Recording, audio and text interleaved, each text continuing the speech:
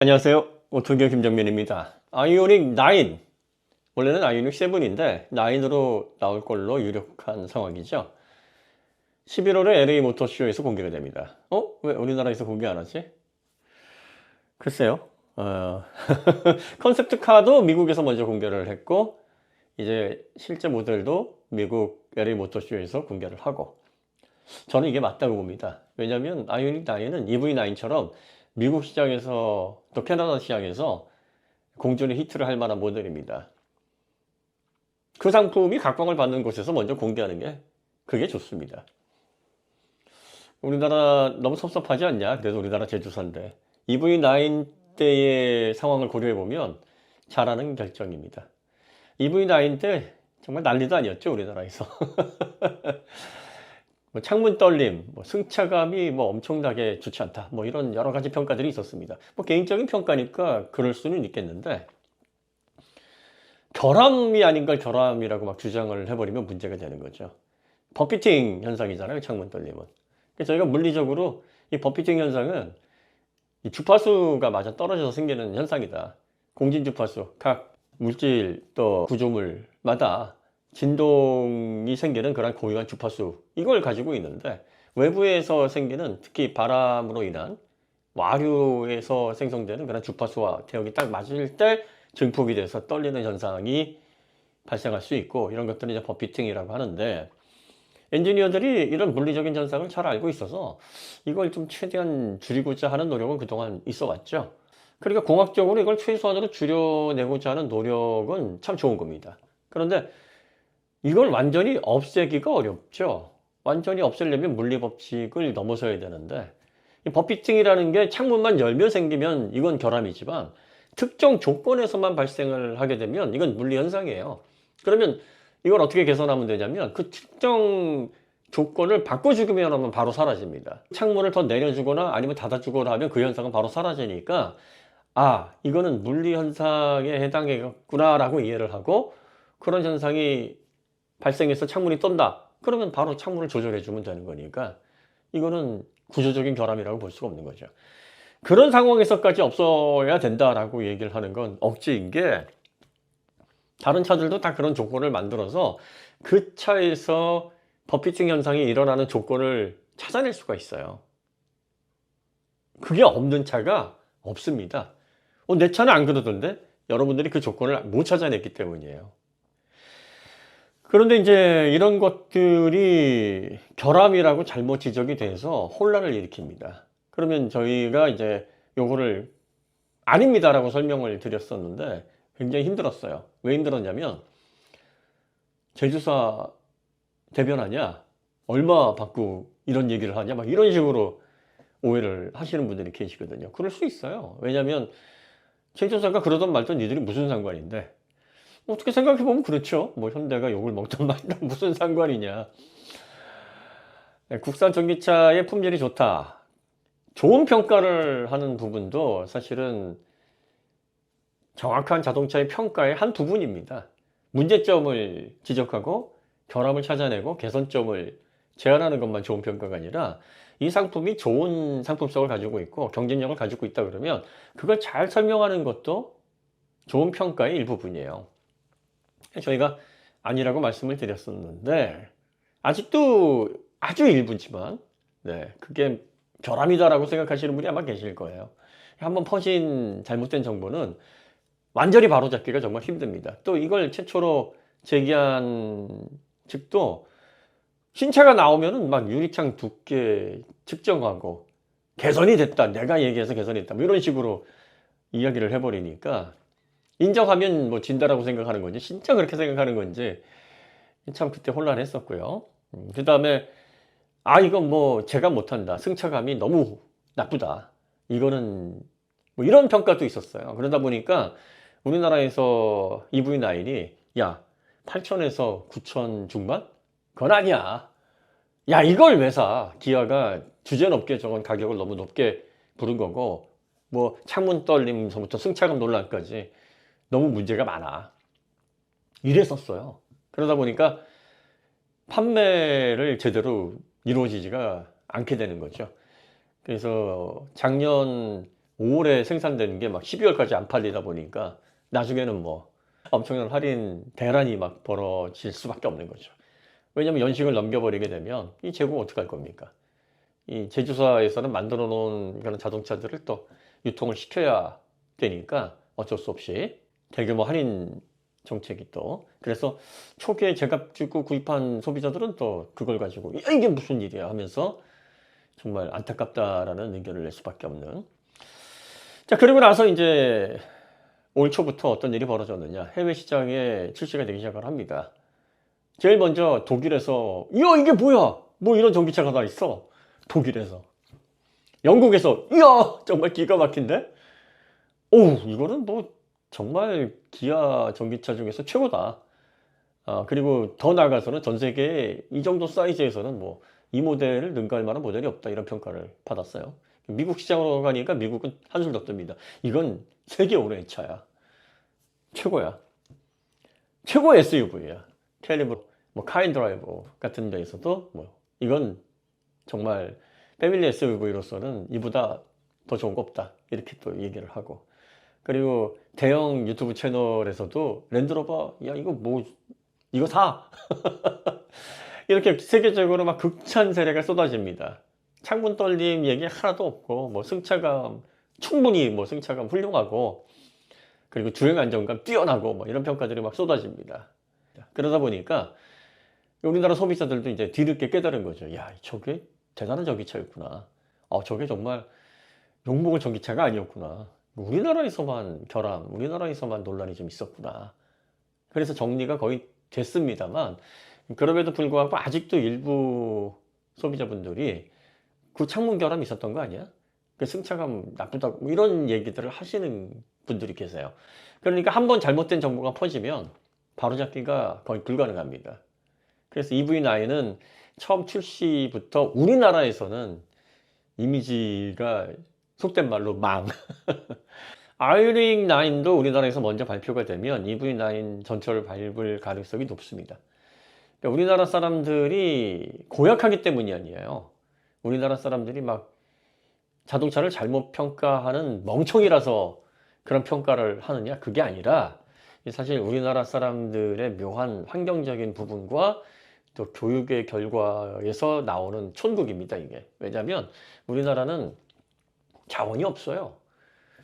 뭐 중동이라든지 또 땅이 넓은 그런 국가처럼 뭐 대충 남이 하는 거와 비슷한 걸 하면서 생활이 영위되는 그런 환경이 아닙니다. 인적 자원으로 한정이 되어 있는 상황이잖아요. 그러니까 국가의 기술 경쟁력을 키우고 산업을 육성해서 그 산업이 완벽하게 세계 시장에서 인정을 받아야 우리나라의 경제가 활성화되는 그런 구조잖아요. 개인도 그래요. 개인도 뭐 이렇게 땅을 막 많이 물려받고 뭐 또 대대로 내려오는 골동품 뭐 이런 것들을 막 물려받고 가보 이런 가정이 거의 없고 열심히 공부해서 내 인적 자원으로 내 실력으로 승부를 봐야 되는 겁니다. 그래야 안정적인 생활을 영위하고 높은 소득을 올리면서 가정을 잘 꾸려나갈 수 있는 그런 환경에 처해져 있는 소비자들이 많아요. 그러다 보니까 남들 하는 식으로 하면 안 돼. 차별성이 첫 번째입니다. 남들과 달라야 됩니다. 튀어야 돼요. 돋보여야 돼. 그러다 보니까 우리나라 사람들의 내면에는 무슨 일을 하든지 남들과 차별화를 해야 된다. 그 흔한 치킨집이나 커피숍도 성공시키려면 차별화를 해야 됩니다. 아니 치킨집과 커피숍을 어떻게 차별화할 건데 근데 차별화를 해야 성공을 한다. 이런 생각을 갖고 있는 거예요. 그러니까 콘텐츠를 다룰 때에도 이것 때문이에요, 사실은. 남들 똑같은 얘기 하는데 내가 이거 똑같이 올려서 뭐해. 뭔가 차별화할 수 있는 그런 워딩이 필요하다. 내가 남들이 보지 못한 걸 봐야 된다. 남들이 이야기하지 않은 내용들을 다뤄야 된다. 이 강박관념이 좀 있어요. 그러다 보니까 창문 떨림 촌국도 그래서 벌어지는 거고 승차감 관련된 평가도 그래서 나오는 거고 그런 겁니다. 그러니까 내면을 보면 그렇게 나쁜 의도는 아니었을 텐데 결과적으로 혼란을 만들어내는 그런 근거가 돼버리기 때문에 이게 문제인 거고 그 다음에 이제 또 이렇게 되면은 아유 제가 잘못 알았습니다 이렇게 얘기를 하면 좋은데 이거 인정하면은 큰일 나는 줄 알아요. 그러니까 인정을 또 안 하고 그냥 버티는 겁니다. 끝까지 이건 뭐 나는 잘못 안 했어. 나는 맞다고 생각해 지금도. 네, 이렇게 생각을 본인이 그렇게 생각하실 수도 있고요.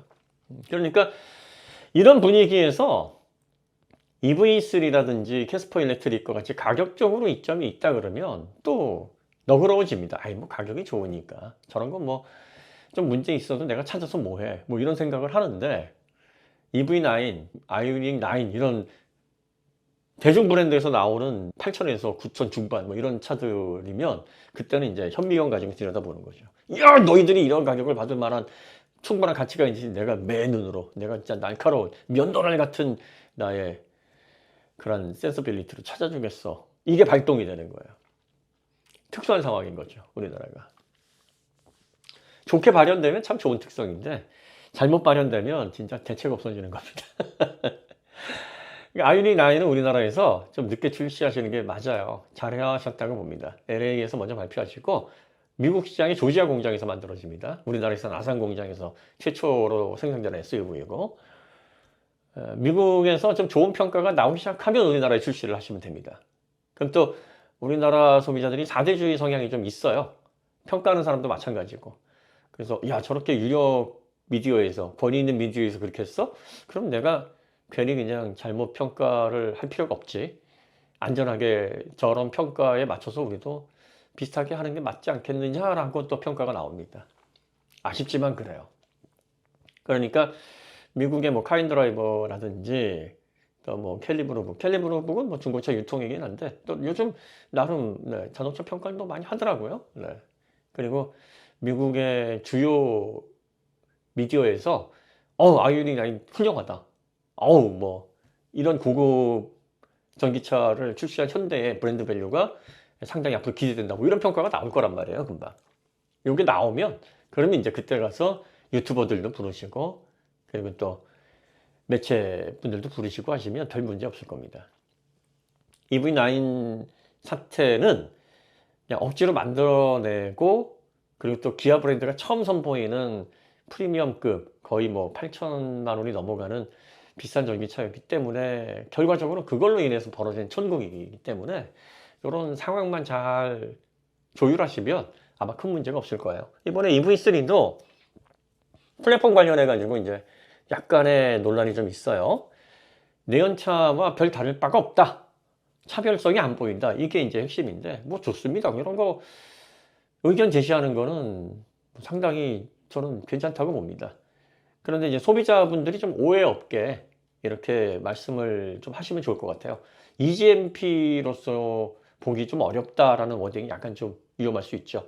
마치 전기차는 플랫폼화된 전기차, 완벽하게 전기차만을 위해서 설계가 됐다 그러면 내연차와 유사점이 전혀 없어야 되는 것처럼 이렇게 설명을 하시게 되면 좀 곤란한 일이 벌어집니다. 그러니까 이런 것도 앞서서 설명드렸듯이 내가 남들과 좀 다른 평가를 한다는 걸 보여주고 싶다. 이런 우리나라 사람들의 특유의 그런 욕구 때문에 나오는 결과일 수 있어요. 본인은 아니라고 생각을 해도 이게 우리의 아주 깊은 기저에 심어져 있어요. 그러니까 본인이 인식하지 못하더라도 그런 걸 본인이 행동을 자기도 모르게 하는 거예요. 남들과는 난 좀 달라 하는 그런 생각이 내가 그런가? 아닌데 라고 생각을 하는데 말이나 행동은 그렇게 나올 수밖에 없는 그런 환경과 교육 뭐 이런 것들이 영향을 줍니다. 그러다 보니까 나오는 얘기들이에요, 그게. 그래서 지금 EV3라든지 뭐 캐스퍼 일렉트릭 잘 나가고 있고 많은 좋은 평가를 받고 있잖아요. 그러다 보니까 내가 좀 남들과 다른 시각으로 뭘 볼 수 있을까 여기에 집중하다 보면 이전에 있었던 다른 제품들의 평가와 비교를 하면서 형평성을 가지고 결론을 내려야 되는데 그것만 들여다보면 엉뚱한 평가가 그래서 나올 수 있는 겁니다. 내연차와 유사점이 여러 개가 있어서 전용 플랫폼이라고 인정할 수가 없고 그러면 EGMP로 보기 어렵다 그러면 MEB는 MQB가 내연차 컴팩트 플랫폼이었어요. 컴팩트 모델, SUV, 세단 뭐 이런 것들 다 MQB로 만들었거든요. 폭스바겐에서. 폭스바겐에서 그렇게 얘기를 해요. MQB를 전기차 전용 플랫폼으로 수정한 게 MEB라고. 보면 유사점이 상당히 많습니다. 그냥 뭐 거의 기본적인 레이아웃이나 비율 이런 것들은 MQB랑 비슷해요. 그런데 배터리가 들어가고 전기 모터를 비롯한 전기차로 이걸 다양하게 만들어내기 위해서 수정을 한 겁니다. 그래서 전용 플랫폼화 한 거예요.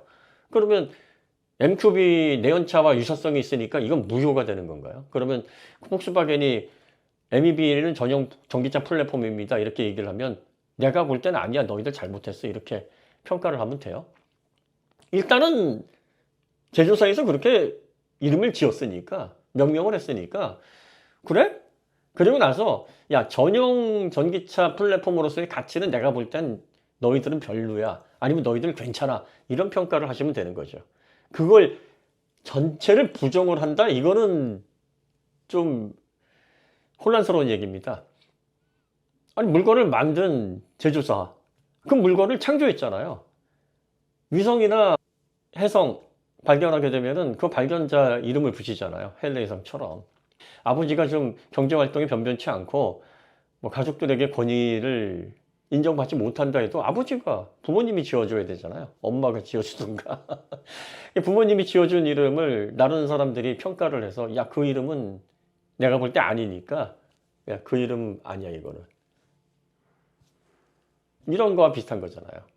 그러니까 권리를 가지고 이름을 지었어요.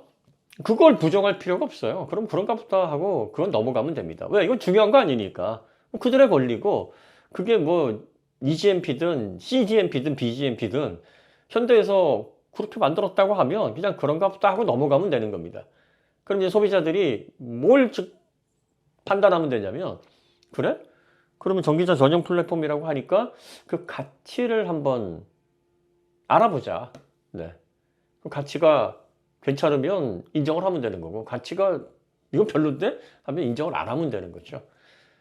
그러니까 이제 이런 말씀을 드리는 것도 그런 얘기를 들으시고 와서 EGMP가 아니랍니다.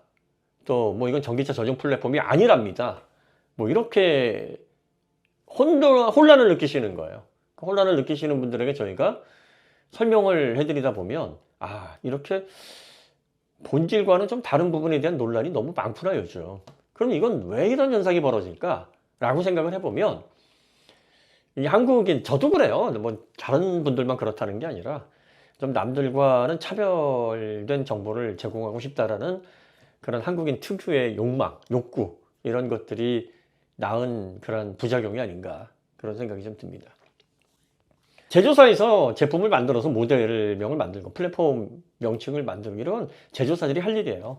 그러니까 제조사들이 뭐 이름을 그렇게 정했어요. 그러면 이걸 믿고 안 믿고의 영역이 아니에요. 어떤 분들은 그걸 믿냐 그러는데 아니 제조사가 그렇게 이름을 붙였으면 그런가 하고 그냥 인정하는 부분이고 그렇게 알면 되는 겁니다.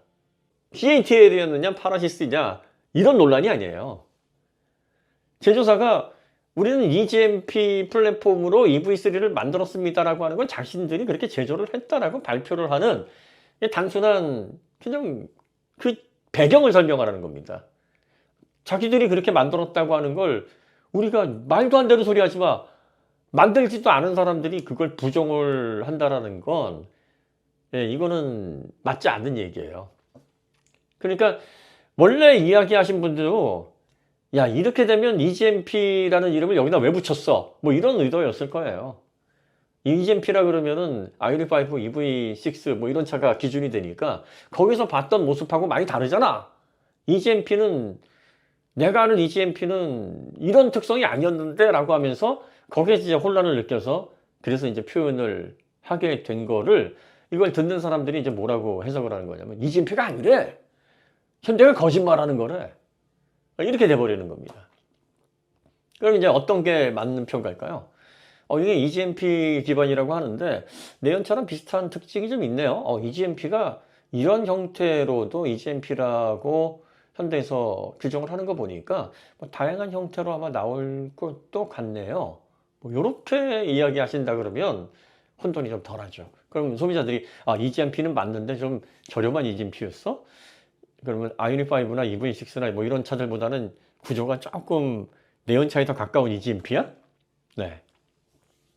저희가 ID4, ID6, 뭐 ID7 또 Q4 이런 차들은 그다지 기술적으로 주목할 만한 차가 아닙니다라고 좋지 않게 평가를 했습니다. 저희가 ID4 MEB 좋지 않다라고 이야기를 대표적으로 하는 채널이라는 거 알고 계시잖아요. 그럼에도 불구하고 저희가 MEB는 전용 플랫폼이 아닙니다, 이렇게 의문을 제기하지 않습니다. MEB는 전기차 전용 플랫폼이라니까 그냥 그런 줄 아는 거예요. 그렇죠. 뭐 MQB에서 수정된 거긴 하지만 전용 플랫폼으로 만들었다고 하니까 그런 거죠, 뭐. 그런데 이 전용 플랫폼으로 만들어진 전기차가 가치가 어떤지 저희는 거기에 집중을 했습니다. 이게 맞는 겁니다. 그러니까 여러분들이 이런 부분에 있어서 좀 혼란을 좀 덜 느끼시면 좋겠고, 자꾸 이런 부분에 대해서 문제를 제기하는 이유가 결국은 이제 좀 봐주세요, 뭐 이런 의도인 거죠. 근데 그건 뭐 좋은 겁니다. 이러한 컨텐츠 영상 만들었으면 많이 보기를 원하고 또 많이 사람들이 주목할 만한 내용을 다루는 건 맞아요. 그런데 이제 거기에서 조금 오해가 될 만한 것들을 줄여나가면 좋겠다라는 의견일 뿐입니다. 왜? 이게 계속 상호작용을 해요. 남들이 그러든 말든 무슨 상관이냐라고 하기에는 그걸 듣고 오셔가지고 여기에다가 질문 올리시고 저기에다 질문 올리시고 댓글로 또 막 싸우시고 메일 보내셔서 뭐 차 제공할 테니까 EGMP인지 아닌지 판단해 달라 그러고, 아니 그 제조사에서 판단할 일이에요. 제가 판단할 일이 아니에요. 그리고 또 저뿐만이 아니라 다른 사람이 하부 보고서 판단할 일이 아니라니까. 제조사에서 아니라 그러면 아닌 걸로 여러분들이 알고 계시면 되고, 제조사에서 맞다 그러면 맞는 걸로 알고 계시면 됩니다. 그럼 제조사가 얘기하는 대로 다 믿어? 믿음의 영역이 아니라 그냥 그러면 그런 거예요. 지가 만들었어요. 지가 낳았어. 그래서 이름을 붙인 거예요. 그건 그들의 권리잖아요. 남이 자기 자식 이름 지어주는 게 중요해요? 여러분에게? 그거 중요한 문제 아니잖아요. 뭐 메시로 짓던 호날두로 짓던 개똥이로 짓던 그건 자기 마음이잖아요.